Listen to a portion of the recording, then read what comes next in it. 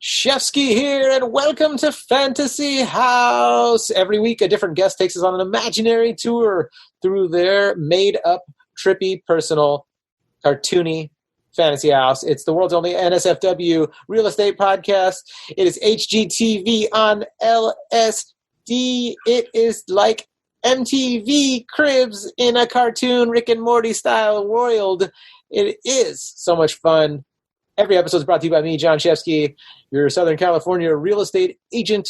A lot of crazy stuff going on right now. Not talking too much real estate this week, kind of putting it on hold because of the protests being way more important right now.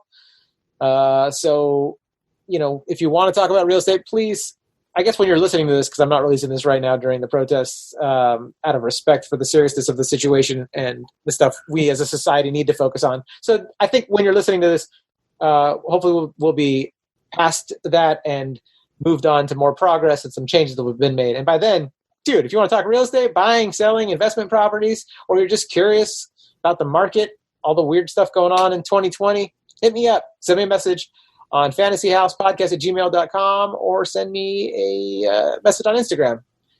JONSHEFSKY. Why not? Just do it and we'll chat and have a good time with that. This episode is going to be a fun one. I got my buddy here who's just a great dude. We've worked creatively on projects together for years. He's actually the reason I'm able to record this show because I use equipment that he has lent to the show. This guy is that rad. Cameron Combe is here today. So he's laughing in the background. I'm super excited. Now, in the words of the great Angelo Bowers, let us do this. Won't you take it all around the tour of your fantasy house? You're the hostess with the mostest creativity in your fantasy house. You don't need money for expensive construction. You only limit your imagination.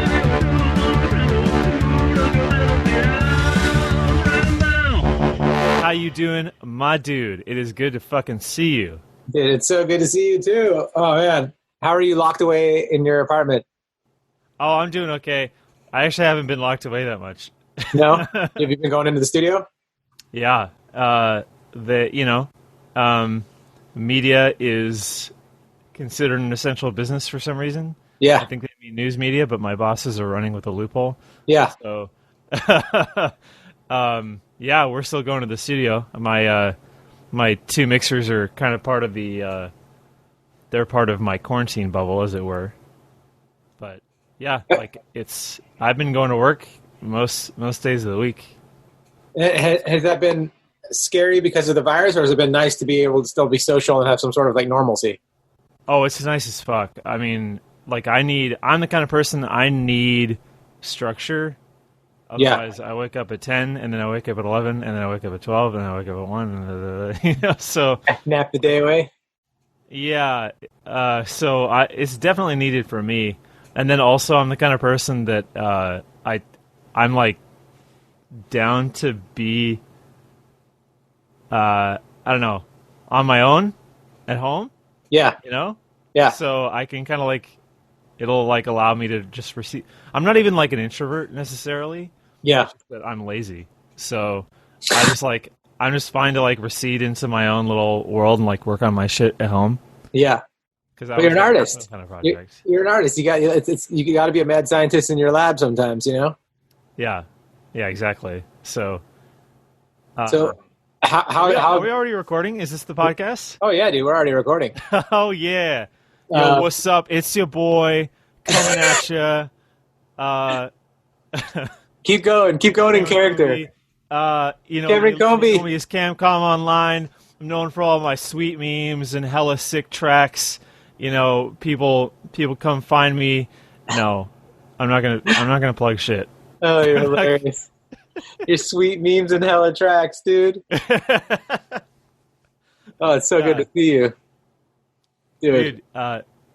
Yeah, I know. I'm not supposed to. It's supposed to be about me. This is the me show. But how you been doing? No, we always talk every episode. We'll talk in the beginning for like 10 minutes or so before we get into the actual fantasy house. So yeah, no, you can always talk about whatever you want. And it's just so our audience. I haven't talked to you for a bit. I know this is us catching up. Like we texted back and forth a bunch about this, and I mean I checked in and seeing how you're doing. But I'm good, man. I mean, to our listeners that are going to be hearing this, they're going to be hearing it after what's going on right now because it's definitely not the time to be releasing a fun podcast. But this is during the protests and all the crazy stuff that's going on. What is today? The June 3rd. So yeah, it's just peel back the curtain a little bit.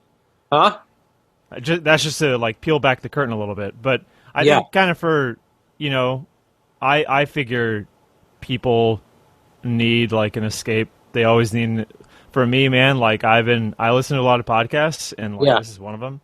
And do you think I should release this during the protest right now? No, I'm not saying this. I actually don't know. But like I'm just saying that like generally, like for me, like I normally listen to like a lot of like nonfiction stuff and like really serious stuff, and then like basically since the quarantine, I've been like I gotta get like more comedy. I gotta get more narrative. Like I gotta have something else that. Like, even though I am going to work, like, I'm really lucky. I mean, I'm lucky in, like, so many ways. Yeah. But even then, like, it's like, emotionally, like, a lot to handle. So having kind of that outlet has been paramount. It's been absolutely essential. That's such an interesting point. So going from, like, when life's been on a normal, like, a baseline of, like, all right, this is manageable, day-to-day stresses and anxieties are things to worry about and manage and get through, things to conquer and adapt and overcome. To now, like how intense everything's been for the past 90 days or so, you're using fiction or appreciating fiction more right now because it's like it's giving you a different medicine for a different experience. Yeah, exactly. Yeah, like normally I'm like fiction, whatever, who needs it? Or I don't know. Fiction, who needs it? I find myself being kind of like I'm like, oh, it's not teaching me anything. It's not giving me. I need information. It does though, but yeah, I know exactly what you're saying. I listen to a lot more Sam Harris than I do Comedy Bang Bang, But, yeah, me too. But you learn from all of it, though. You do learn from fiction. In fact, it's been proven, I think, by science people. Yeah, the big science boys up in their ivory towers. They got the tubes going, and they got kind of like the fiction liquid kind of like going through them. Yeah, and they're going down those big circular windy boys, and then there's like a little drop into it, and they look into it, and they're like, oh. There is learning happening within. There's learning happening. Yeah. I just want to go back and say, dude, you know beakers so well, you're all. And then they just that liquid goes through these whiny boys. You got a laboratory setup. You got a Bunsen burner. You got a whiny boy. I went to school. I know my shit. Like I have my degree, man. It's in science. It's in a soft science. It's actually bullshit, but it's in a certain kind of sort of. There's some science in there. It's technically a BS. Is there actually? That's bullshit. BS when you're not in college is bullshit. So when people say they got their BS, you're like, yeah, I bet you did, buddy. I do get it. I done. And I don't use it. I use none of my degree. Well, what is a soft science? I don't know if I've heard that term. Oh, so the study of horde. No. Huh? So you got the horde science. You got the horde, and that's like shit that you can like falsifiably. I mean. Theoretically, it's kind of sort of falsifiable, but like, what is like? It's like metaphysics. Yeah, shit that you can be like, physics or chemistry or things like that. That's like a hard science, Even computer science could be like a hard science because like it's all objective. Yeah. So what's a soft science? Like social science? Soft science is the humanities. Yeah. Okay. So like I studied anthropology, so I can tell you all about the Sapir-Whorf theorem and the Dunning-Kruger effect. Hooray! But dude, all right, let's do that though, because let's refresh our audience, because the Dunning-Kruger effect that's come up over the years in tons of podcasts that I've listened to and things I've read, little YouTube videos. Explain it. Oh, dude, okay, so I work in the film industry. The Dunning-Kruger effect is alive and well, not only in our current administration, politics, but also in the arts, like.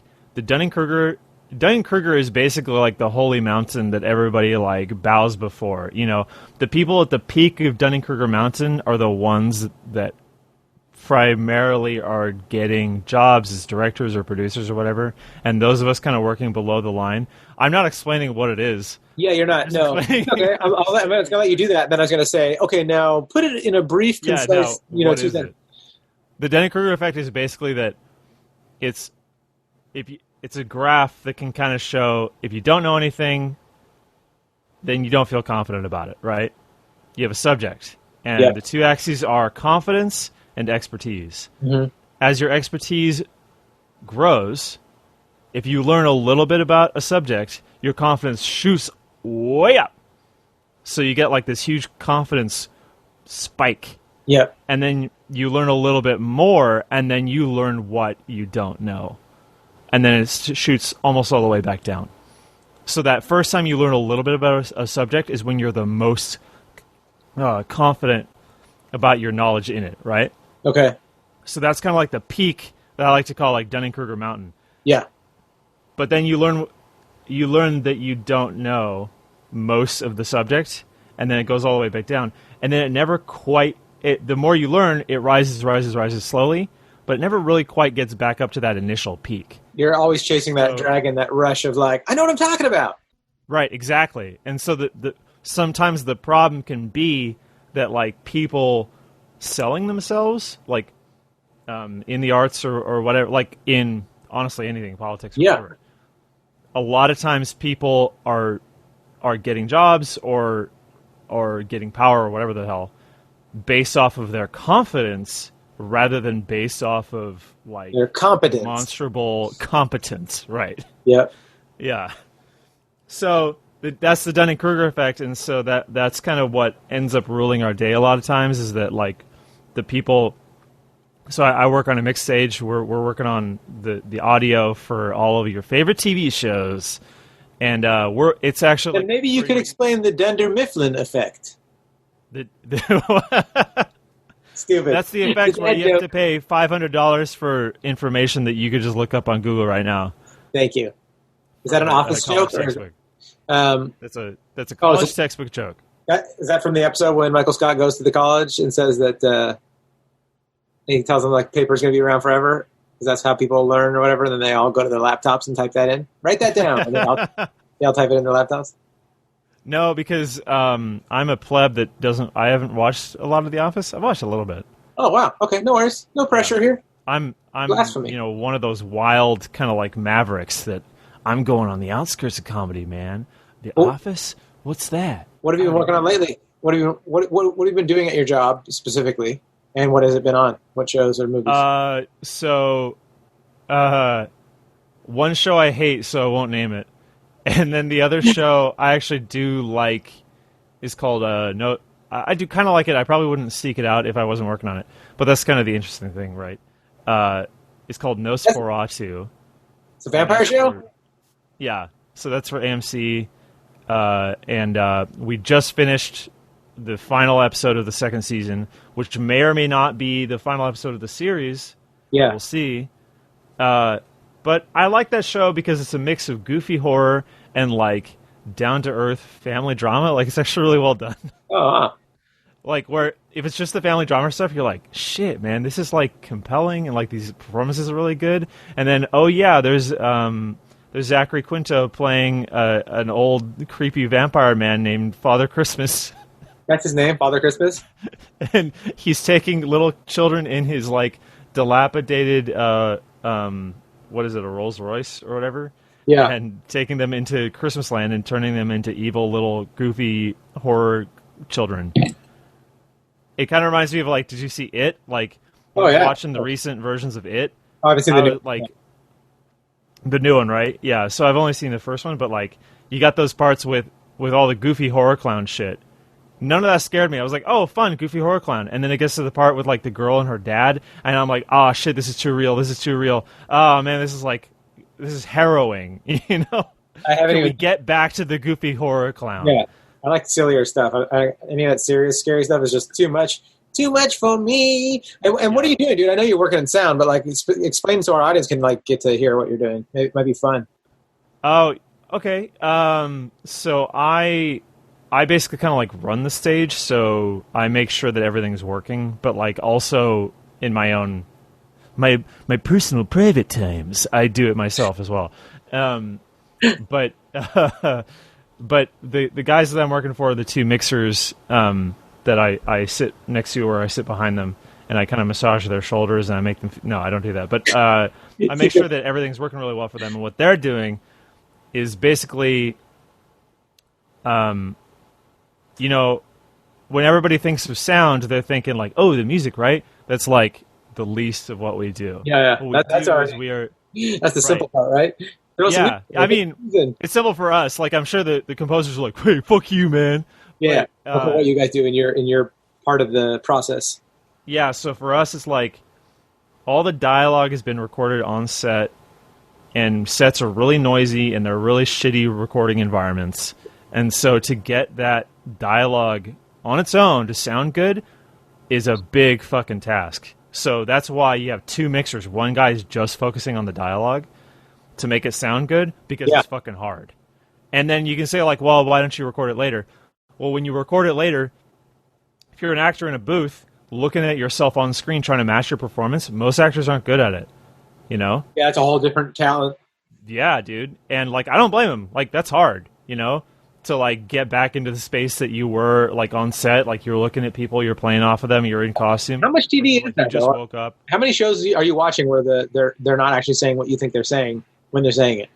All the time. Yeah. All the time. Okay, anytime you're watching a show, here's a cool trick to ruin your future viewing experience. Anytime you're watching a show, they cut to an over the shoulder and you're not looking at the character talk, but they're still like laying down all of this exposition or something. That's fucking ADR, man. That was recorded later. Because like the network was like, all the people looking down at their phones and like looking at Instagram while they're watching the TV, they're going to get lost, so we have to make sure that we fucking hammer home what's going on in the show, even though any child already knows. Yeah.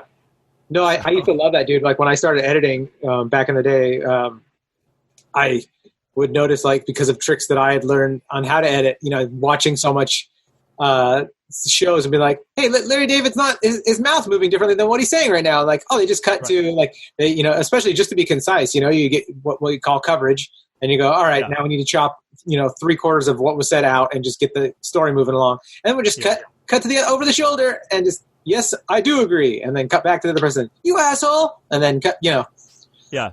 Basically, when you're watching a show, like on TV today, no one's watching it on the TV. When you're watching it on your laptop or wherever the fuck that you're, you know, doing it, if the person is not on screen talking, like half the time that dialogue was not in the script. It's not written by the writers. It's written by like the network execs that are afraid that people are going to tune out any second that they're looking down at their phone or something. You know, and they're going to be like, you know what? I don't need this Netflix subscription, or you know. We need to cut to an over the shoulder and just catch everyone up real quick. Yeah. So if the person's not on screen and they're talking, it's bullshit. That's what the last Star Wars movie that I saw was like. I feel like they were just like, oh my god, there was so much. I just couldn't believe it. I was like kind of blown away. It was like super fast paced, and then the times that they were talking, you're just like, we were just there. You don't need to tell us. Like, we're in the theater. Like, they just keep cutting to other people, and you hear somebody like rapidly trying to be like, okay, we have to go here and we have to blow up the thing, and you're like, whoa, like nobody talks that way. So contrived and weird. You know. Yeah. Well, I'm glad you're here right now, because what we just went through back there, you know, that we're cousins.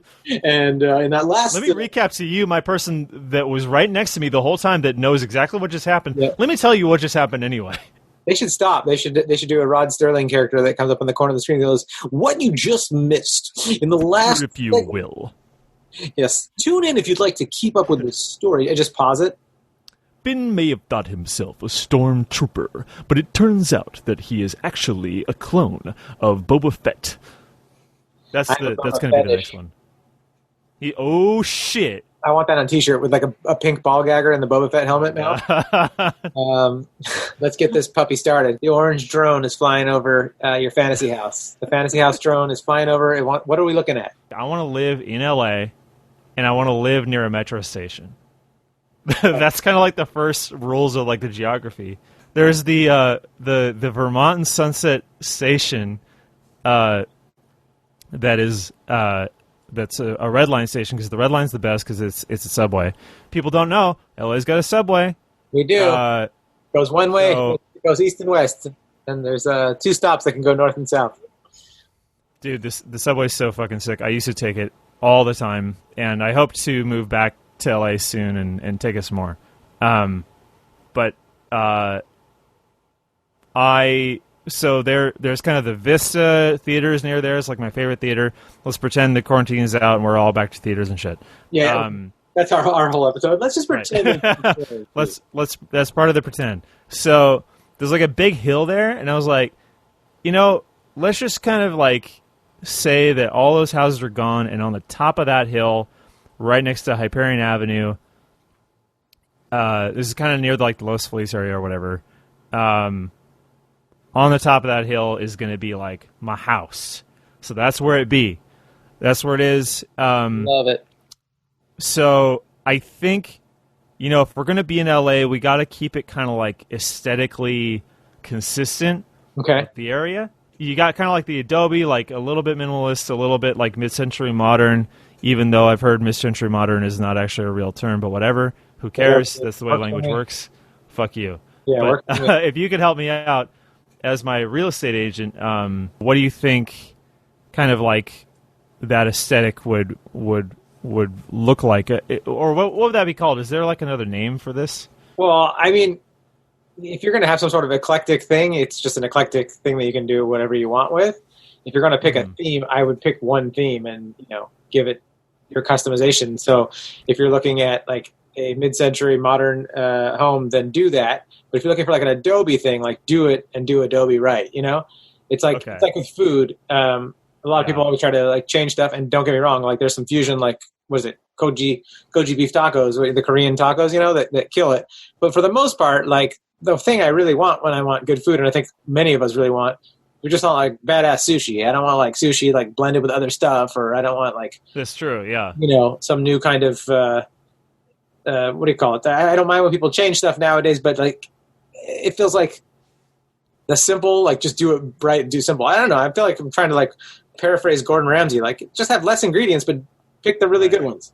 So for your house, if you're going to do Adobe style, friggin' rock it. I love Adobe style, by the way. There's a house that I rode my bike by in downtown Laverne, and it is so pretty, and it's just like a simple little desert house, and it's modern, but it's Adobe style, and I absolutely love it. I think the Native Americans had such cool designs for their houses.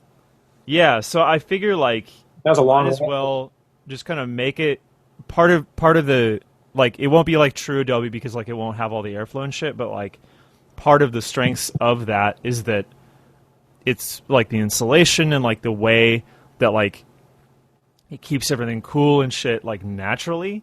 Yeah, like, kind of still trying to keep some of that going so that you're not just like banging everything with like AC all the time or whatever, like trying to make the thing work a little more naturally. Oh yeah. And just trying to like take advantage of like past people's knowledge and like bring that back or whatever. Like it doesn't have to be like I don't have to be too like accurate with it or whatever, but like no, at least you don't. Kind of inspired by that, and but maybe have a little bit. Yeah, maybe also have like a bit of that like Frank Lloyd Wright shit going on. Oh yeah. So you do want like an eclectic, like this house got like different wings of it. That's kind of like it doesn't have to be like too much of that, but you'll have like elements of that, like a mix of that kind of like nice woody. Nice woody. The word woody is very funny. Hey, nice woody. Thanks. But you got kind of some of that stuff going on while you got the brick stuff too. Okay. If there's some way for that not to look like a vomit mess, like that would be pretty sick. I mean, so it's yeah. We'll keep rolling, and you keep describing this thing because we don't actually have to buy this house or build this house in real life. So I don't want you to feel hit by it looking sick or being a mess because it's your fantasy house. You can have it however you want. If we were looking for a real house and you gave me like what you just gave me for criteria, I would tell you, okay, well, which one's it going to be? Because finding that kind of house is like, let alone one that's for sale, let alone one in your price range, let alone one in your area, is like such a weird thing. But if you say, I want a craftsman house, I want a mid-century modern, I want a Victorian house, like then, you can search for that kind of stuff. And then you can find them and see like, ooh, this has some like eclectic like toppings on top of your cup of Victorian yogurt. Yeah. As opposed to more like some of the details might be a little more of that Yeah. inspiration, not just like pure Adobe. Yeah, so pick the framing and the shape as one of them. You know, if Adobe's the framing and the shape, do that. Or if it's like Victorian, like, but then the stucco is Adobe style and it's desert. You know. Yeah, I don't want to go like full McMansion either, and just like bleh, you know. Okay. I want it to look nice, whatever the fuck it is. But it's like I'm LA born and raised, so like that's just part of like I want it to be like pretty fucking California. Okay. You know? And so it's gonna be on the top of this hill. So for me, like, I want like a live work space. You know, a lot of people want that live work balance and like to keep those separate. No, I want it all in one place. Yeah. People can come. For me, like, my friends are also. I mean, we're being productive right now, right? So like for me, like my friendships are also kind of like based on productivity, and like I really value that in a lot of people, and I think people value that in me. And so like all that's just like it's so infused with like who I am and like my life that this place is going to be both where I live and like where my friends and I work. You know? Yeah. And like make whatever the fuck we want. We can go elsewhere and work on other shit, but like if we just want to make our own thing, here it all is in one package. So like the bottom floor is like a little more like public, like big spaces for that. Yeah. And I figure like, so you're coming through like the front doors, right? They look pretty sick. What do they look like? Don't just say they look sick. Be descriptive. That's true. So that's kind of where some of like the more like nicer like wood, geometric but like detailed work is on those kind of doors, you know? Yeah. And then you have like a kind of like a wide lobby, right? It's some mix between like a living room and a lobby, because like essentially this could be like a public space, you know? Because what I want here is you got like a hallway, and on one side, maybe on the right side, you have a stage. You have like a 99-seat theater, you know, like a black box motherfucking theater. Yeah. Because, like, my family, they're very theater people. Like, I do sound design for theater, like the Actors Co-op in LA. I'll do sound design for them all the time. Oh, cool. So I just want to be able to, if we want to put on a fucking play, there it is. There's the theater. We can do it in that space. But do we call it the Combe? What's that? We call it the Combe? Oh, yeah, the Combe Theater. For sure. We can do that. Yeah. So you don't seem enthusiastic about that. You can name it something else. Well, like I don't know. My last name's kind of weird. No one knows how to pronounce it. I always call you Combe. Well, even because I'm Canadian. Even my screen name is you're totally like adopted into their culture at this point. By now, right? Yeah. It's hard to say. Right. Right. All right, Combe. Kumbia, the Kumbia Theater, eh? Oh yeah. Hey, could you add an O to your last name though, so that people know how to say it right? For God's sake. Oh yeah, make it Combe or Combe or something like that. Yeah. Oh yeah. I don't even think I'm doing Canadian anymore. It's just something completely different at this point. You almost went Irish on us there for a second. I don't even know if I'm Canadian anymore. We Irish always dance all the time, constantly, very often. So on the right side, you got this 99-seat theater, which is going to be like a black box. But what's pretty sick about that is that I also fucking, like, one of the reasons why I love LA is that we have a lot of really great screening houses here. I used to go to Cinefamily all the time. I'm still like RIP, rest in pieces to that place. Dude, I've got so much. Died for a good reason, but like I'm really sad that it's gone. Oh yeah. So much history there.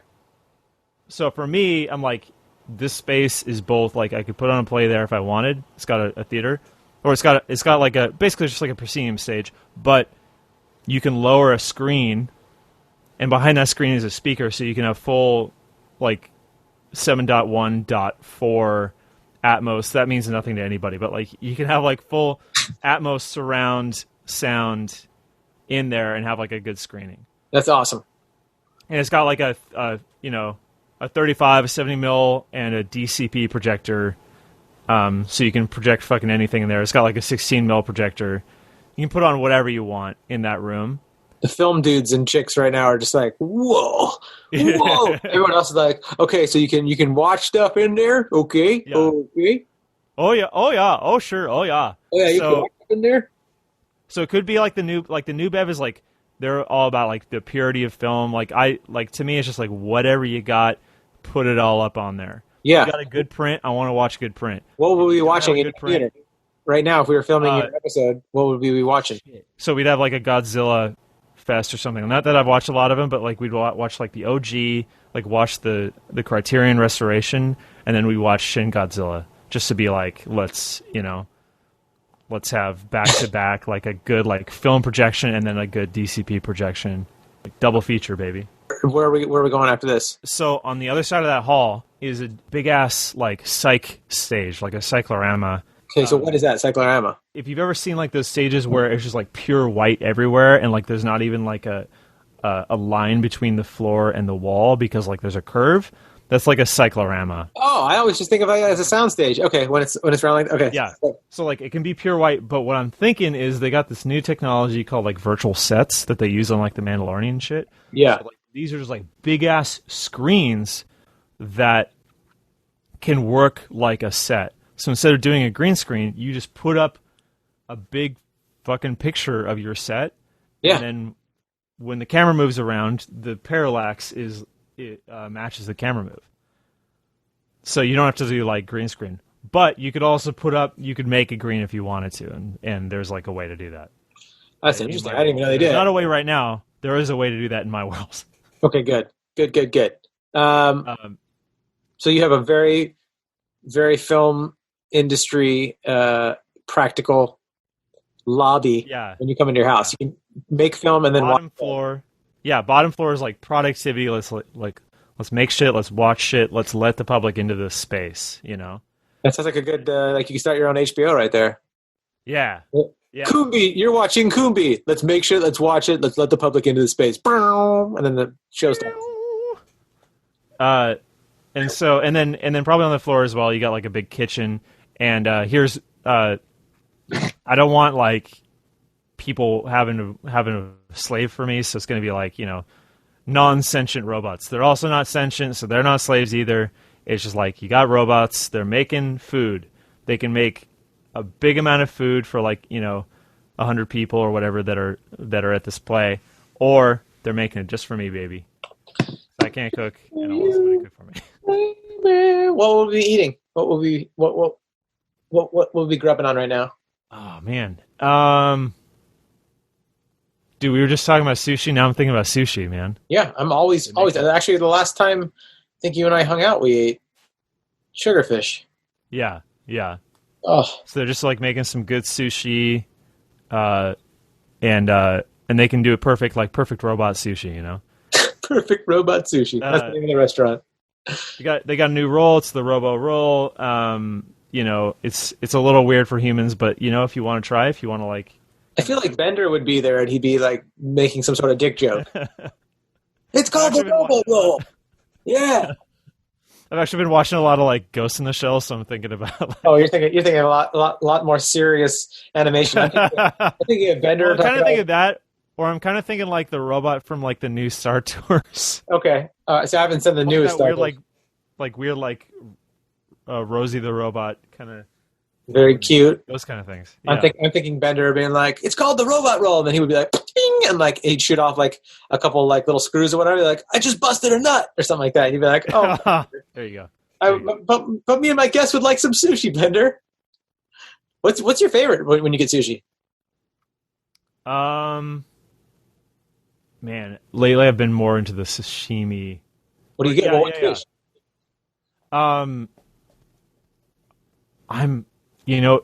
It's like totally blasphemous, but like I can't help but love salmon, man. You're not supposed to have like salmon is not like a traditional sushi or sashimi fish for a long time. Like it was considered like bad, but like fucking salmon is so good. I think salmon's like my favorite. Salmon, sugarfish salmon with like toasted sesames on it. Dude, so into it. I wish I felt comfortable going to restaurants right now and ordering cold. Fuck. I haven't gone anywhere yet. I mean, I ordered pizza from a local pizza place and heated it up in the oven. I've been told that it's totally safe though. So Yeah. I don't know. Dude, Have you been eating? They gotta start putting like fucking salmon on pizza. All right, now you're fucking insane. Shit. You Oh lost your mind. shit. We're gonna have salmon pizza. Fuck it. No sushi. We're gonna have salmon pizza. It's new. The robots made it. They made it good. I'm gonna have it. Salmon pizza, you freak. Don't worry, it's not raw. It's cooked salmon. Have you been eating out during this thing? Yeah, we actually order a lot on our stage. Yeah, so at work, like everyone's telling me it's totally safe to do. Like my buddy works in the food industry. He's like, dude, it's the same as it ever was. Like people are not sneezing into your food. If you order from a decent place, like they're treating the food right, and you're not going to get sick from it. I'm like, oh, okay, but I haven't yet. I mean, also I've been obsessed with making food at home and learning how to like cook things that I didn't used to cook. So yeah, I don't know. If I wasn't working like 12 hours a day, I would want to learn to cook more because like I really fucking suck at cooking, and like it's a big like window in my window. I don't know, big gap in my knowledge. You know, A window in your knowledge. I'm looking in. Window into my soul. A window into your soul is the gap of your knowledge. Gap. Oh shit! Mind the gap of that knowledge. Put a little TM on that one. Trademark Shefsky. No. That's all you. Shefsky Incorporated. You can use that on stage. The sound stage. Folks, I'll be here all week because I'm quarantined. Oh wait. Okay, so take us to I got to go to a bathroom. You got to show me one of your bathrooms and then take us to another one of your whatever your other room you got to show us.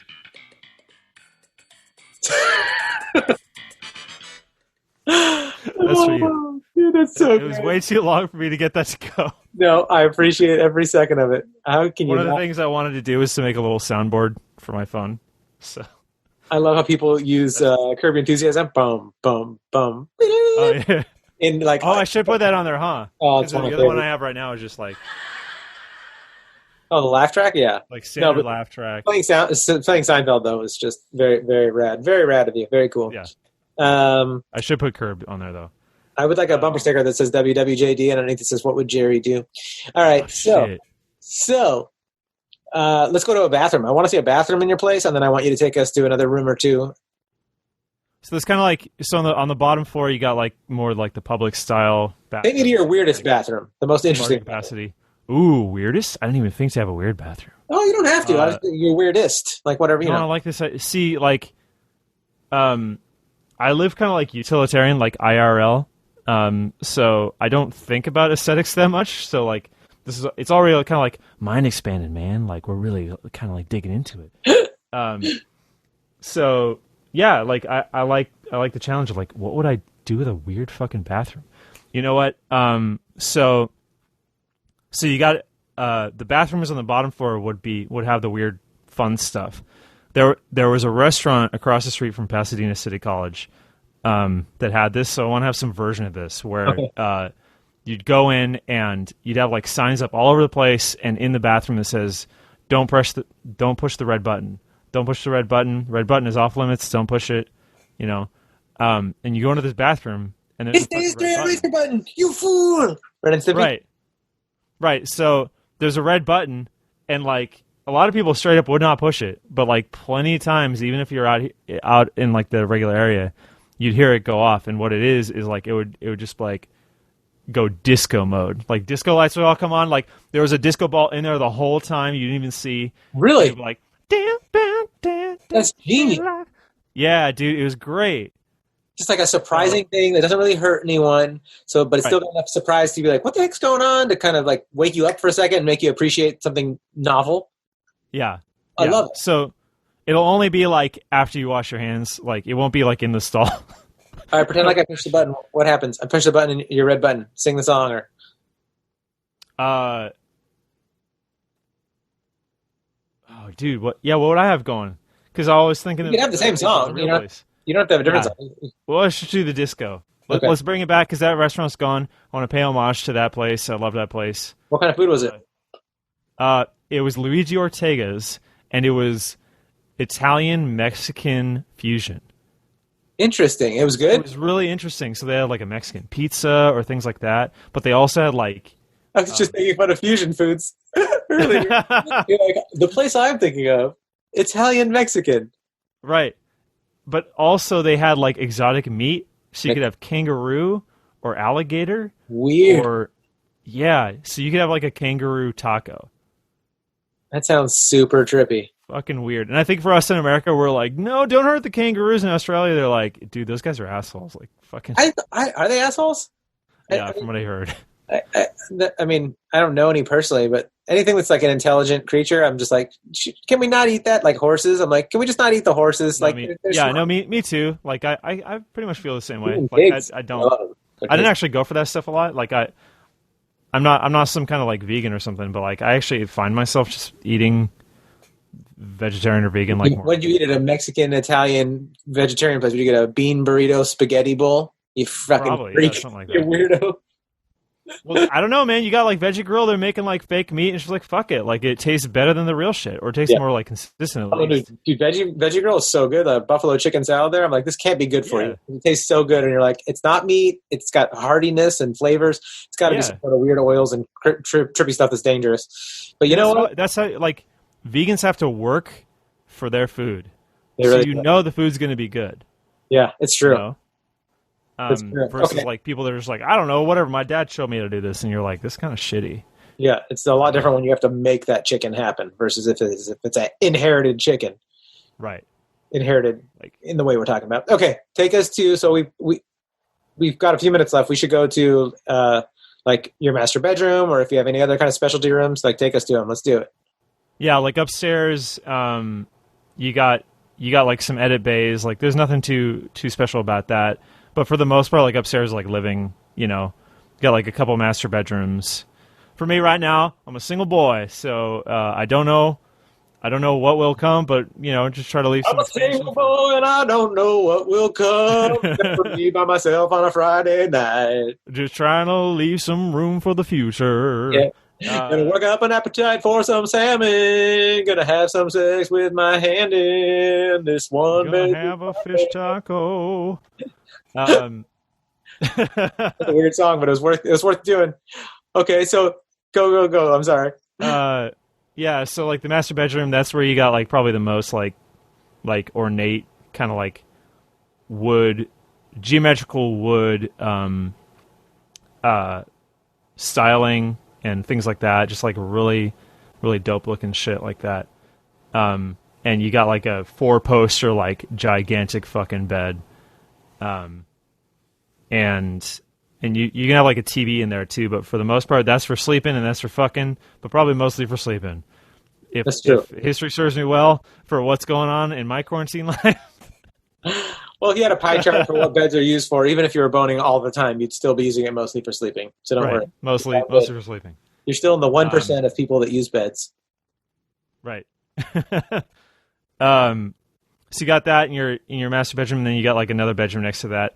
So the thing is, that I was thinking like, I'd also want kind of like secret ways in and out of this upstairs area, because like the bottom is a little more like people are kind of come in and out. Ooh, so like, you don't like. It turns out like the way to get in there is like you got like you got that bar in LA that's got like you open the fridge and it turns out like that's the entrance. Oh, David Rains, yeah. Yeah. So it'd be kind of like that. Like you got like secret entrances to get upstairs. What's the secret entrance though? Paint a picture for us, for the listeners. What are we looking? So it'll be you'll have two.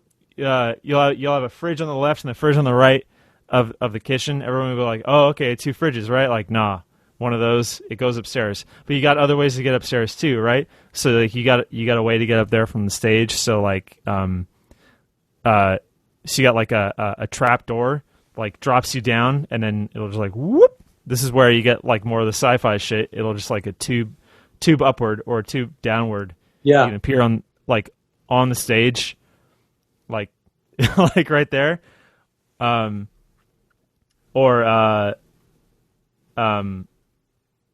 what else? I don't know. You don't have to. No, you don't have to feel forced to do that. To have another.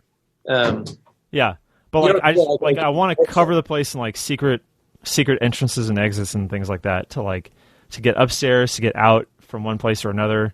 You know, that's sounds like the code. That's the Combe mysteriousness coming out. Yeah. Okay.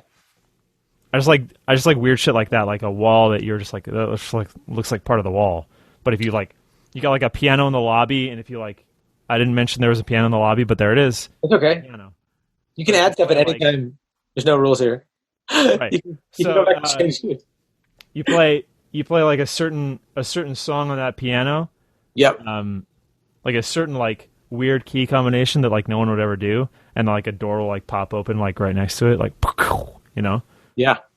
But I kind of sort of want someone to accidentally play it, so like it won't be too esoteric. Because I want that like mystery for them to be like, what the fuck?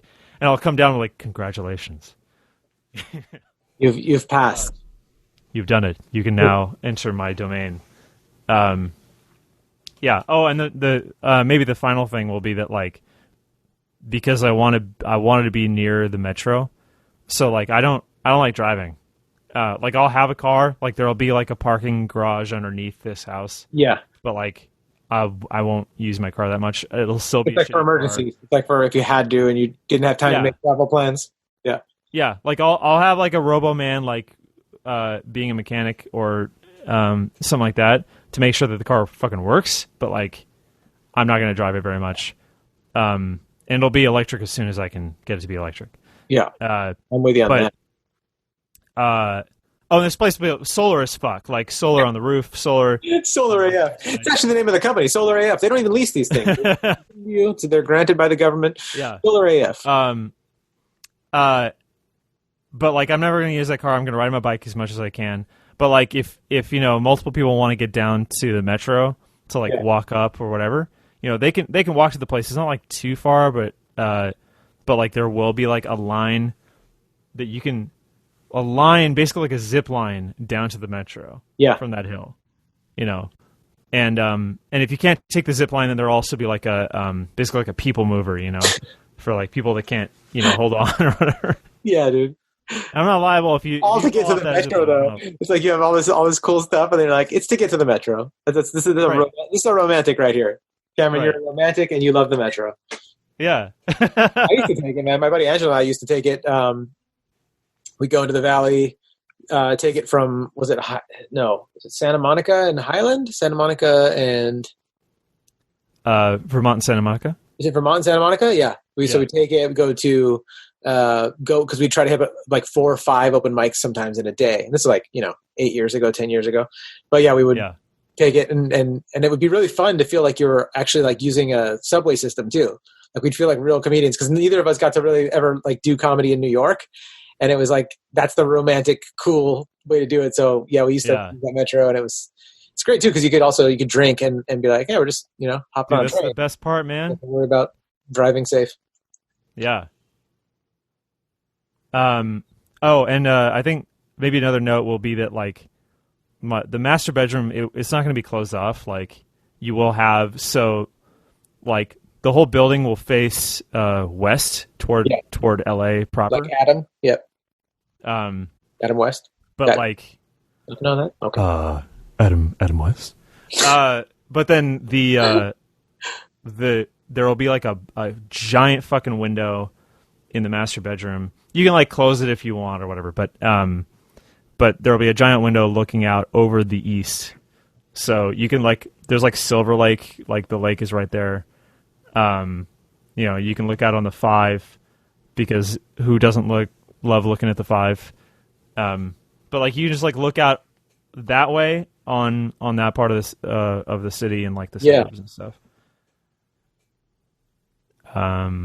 What else? No, you tell me what else. That's it, man. You don't have to put any more pressure. You've delivered. I think I don't know. Like I feel pretty good about this unit.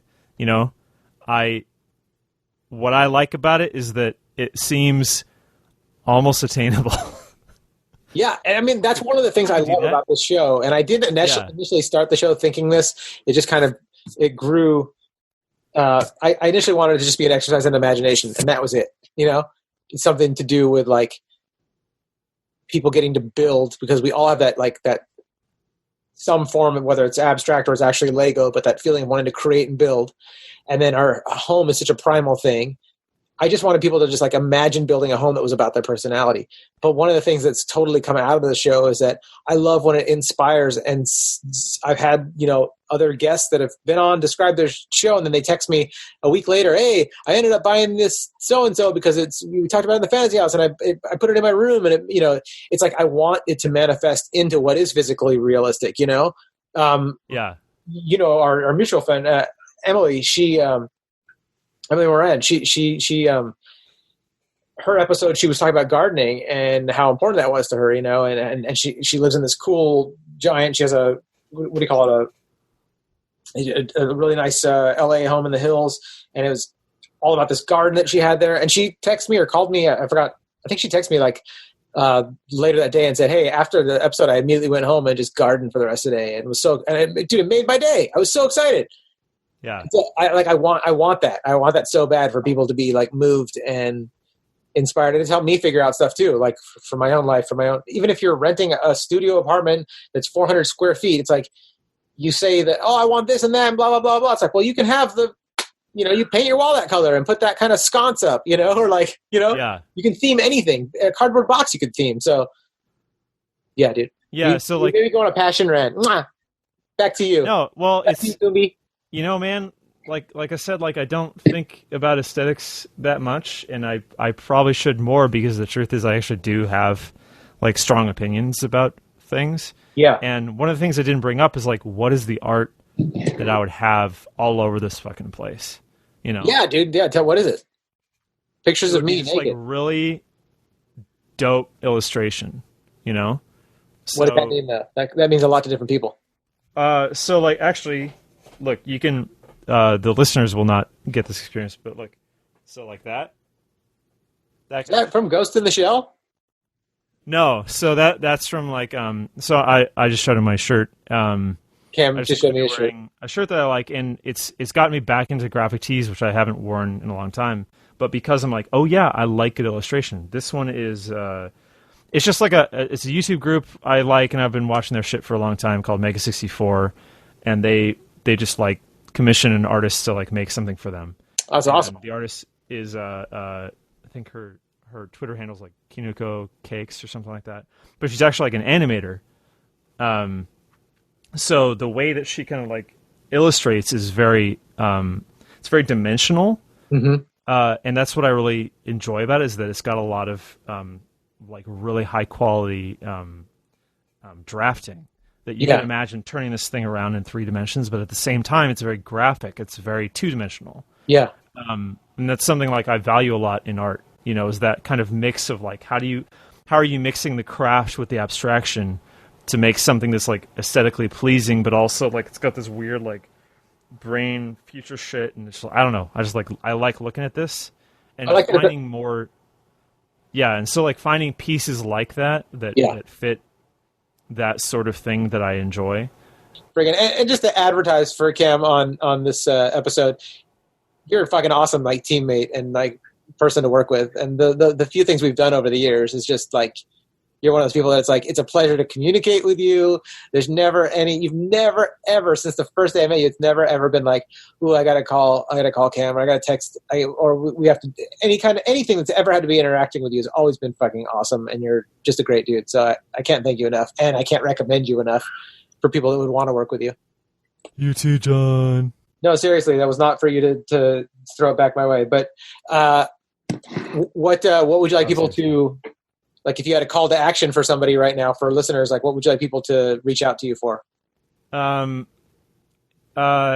call to action that isn't about the current things happening out there. Oh, I'm not releasing this right now. Disingenuous. We're not taking up the airwaves right now during the protest. Yeah. As much as people do need to create distractions to give people a break, I still feel like this week I am not putting this out. And no, for sure. So I have to kind of remove myself from that. I mean, obviously, like support Black artists and donate to Black Lives Matter. I donate a lot to the NAACP. I think that might be the one that I'm going to go with, because they've got such a great track record, and used the funds anytime they've gotten money throughout history. They've really used them for so much good. I think so. Yeah. The NAACPLDF.org. That's their legal defense fund. Yeah. That I would highly recommend donating to that.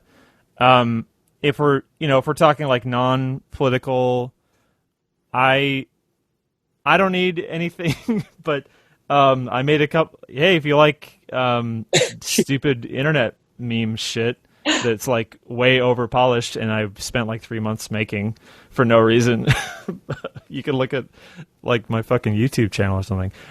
If you know Tenacious D and Evangelion, I fucking rammed those two things together and made a couple mashups. And awesome. Those have kind of exploded on the internet. Where can people find them? Internet loves. They can see them. Cam H. Com. That's me all over the internet. Spell it out. CAMHCOM. Just my name. Camcom. Camcom. H is silent. There's no. Why do you look so confused? Because I have your name spelled COMBE for. No, it is my name. It's just shortened. Oh, okay. You confused the shit out of me because we've talked about names coming up. So like, damn, dude, we've been friends forever. I've written your name down, had it written on things, seen it on checks. I have to know. Yeah, every time you write my name, I'm just so offended by you misspell. No, I'm just kidding. And Roy and I always go like Combe.